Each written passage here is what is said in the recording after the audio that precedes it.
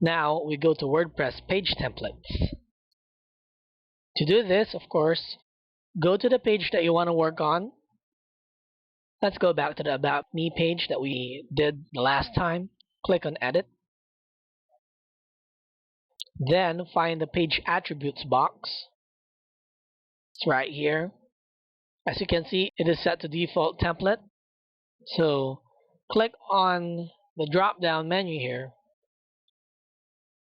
Choose one of the options. Let's go ahead and choose Full Width Page. Now you either have the option to save it first by clicking on Save Draft, then previewing it so that at least you get to see what it looks like before you finally publish your page. If you change your mind, just go back to your WordPress page and then choose another template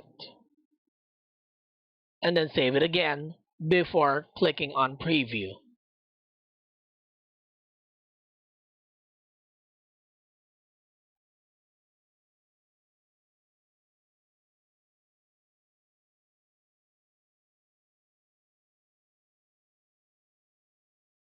Now, once you're certain that the changes that you made are final and you want to publish the site or you want to publish the page, just click publish.